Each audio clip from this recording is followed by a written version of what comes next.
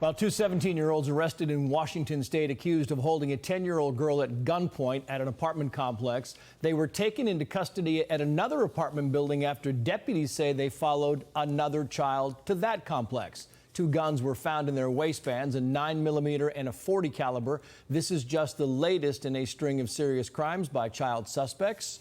What might be fueling the violence? Let's bring in Seattle KTTH radio talk show host Jason Rantz. Jason, always great to see you. I could run down the litany of crimes being committed by juveniles in Seattle. Suffice to say that the problem here is that it's just more difficult to police, and there's zero consequences for kids committing crimes, right?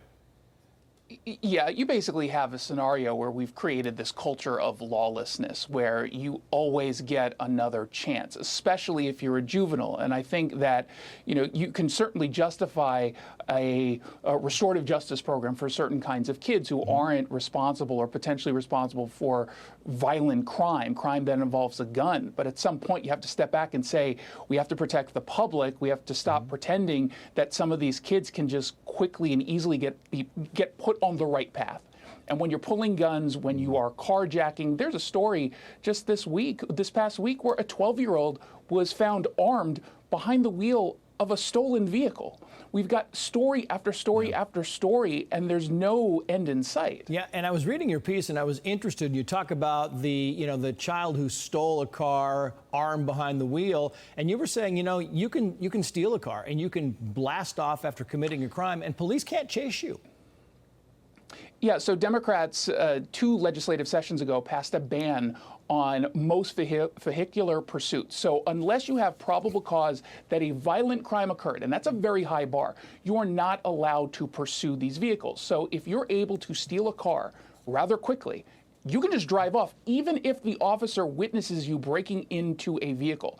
In addition to this, we're seeing a bunch of the smash and grab robberies, particularly being targeted are retail shops and pot shops. You just go in and get out because these are relatively quick crimes. You can pretty much guarantee that you're not going to be pursued. I just wanted to play this soundbite. This is a 911 call, Jason, during a riot at a juvenile facility, and we'll get your take on the other side. Watch. Okay. And they are currently rioting and attempting to escape from the back courtyard. Okay. And they're breaking the exterior glass and trying to throw the glass at the staff.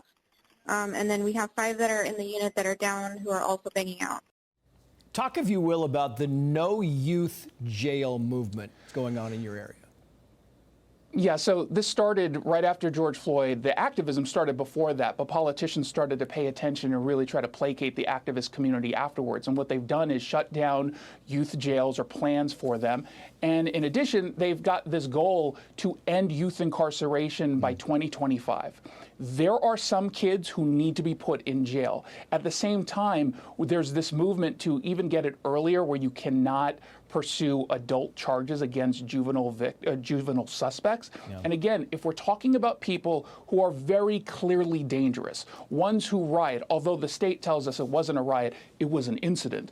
And then, of course, we get a hold of the 911 calls and it becomes really clear what it actually is. They're downplaying all the violence because at the end of the day, their goal is to shut these facilities down. Yeah, I was just surprised to also learn that not even kids who bring guns to school can be put in jail. Jason Rantz, always great to have you on. Thank you, sir.